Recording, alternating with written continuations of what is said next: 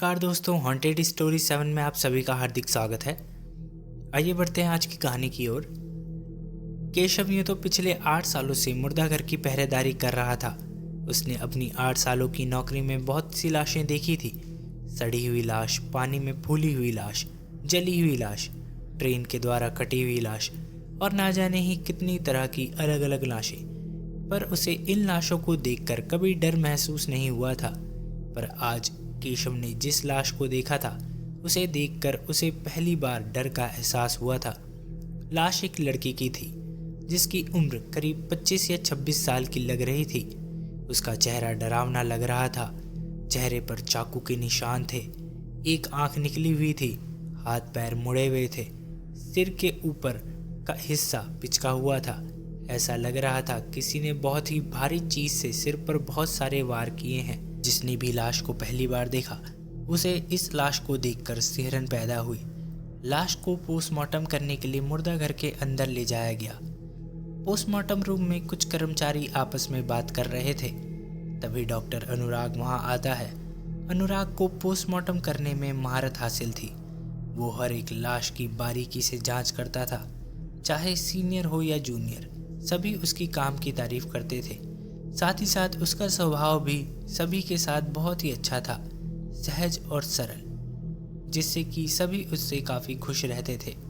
अनुराग लाश की डिटेल्स की तरफ देखता है, पर ना तो इस लाश के नाम के बारे में कोई जानकारी थी और ना ही इस लाश की शिनाख्त करने कोई आया था। पुलिस को ये लाश बोरे में सड़क किनारे पड़ी हुई मिली थी। अनुराग लाश की तरफ जाता है। लाश सफ़ेद कपड़े में लिपटी हुई थी। वो लाश पर से कपड़ा हटाता है, मगर लाश को देखने के बाद अनुराग भी सभी की तरह थोड़ी देर के लिए सहम जाता है। पर अपने आप को काबू में करते हुए वो पोस्टमार्टम शुरू करता है। हर बार की तरह इस बार भी अनुराग पूरे ध्यान से और बारीकी से अपना काम कर रहा था। पोस्टमार्टम करते हुए अनुराग को अब करीब 20 मिनट हो चुके थे।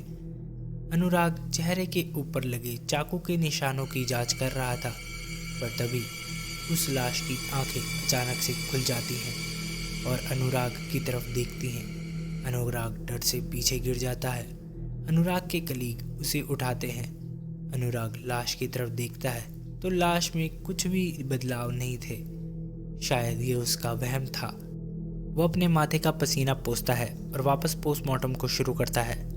पोस्टमार्टम के बाद पता चलता है कि इस लड़की को मारने से पहले इसके शरीर पर चाकुओं से कई सारे वार किए गए हैं। उसके बाद इस लड़की के सिर पर किसी भारी हथियार से वार किया गया है, जिससे इसकी मौत हुई है। और इस लड़की को मरे हुए करीब 5 महीने हो चुके हैं। पर हैरान करने वाली बात तो ये थी कि लाश ना तो सड़ी हुई थी और ना ही लाश में से किसी तरह की कोई दुर्गंध आ रही थी। डॉक्टर अनुराग के साथ साथ बाकी के सभी कर्मचारी भी इस बात से हैरान थे। अब अनुराग जल्द से जल्द पोस्टमार्टम को ख़त्म करता है और वहाँ से तुरंत घर चला जाता है। रात के करीब 9 बज चुके थे। सभी डॉक्टर और कर्मचारी अब अपने घर जा चुके थे। मुर्दाघर एकदम खाली हो चुका था। केशव की शिफ्ट शुरू हो चुकी थी। वो नाइट शिफ्ट में इस मुर्दाघर की पहरेदारी करता था। केशव हाथ में लाठी लिए कुर्सी पर बैठा हुआ था। केशव के दिमाग में न जाने क्यों अभी भी उस लाश का चेहरा आ रहा था। अब रात के करीब 1 बज चुके थे। केशव अभी भी उसी लाश के बारे में सोच रहा था कि तभी केशव को मुर्दाघर के अंदर से अजीब सी आवाज़ें आती है। वो मुर्दाघर में दाखिल होता है। अंधेरे के कारण वहाँ कुछ भी नज़र नहीं आ रहा था। केशव लाइट जलाता है और आगे बढ़ता है। सब कुछ शांत था, इतना शांत कि उसे अपनी सांसों की आवाज़ें भी सुनाई दे रही थी। उसे ना तो वहाँ कोई दिखाई दे रहा था और ना ही किसी की आवाज़ आ रही थी। केशव लाशों की तरफ एक नज़र दौड़ाता है।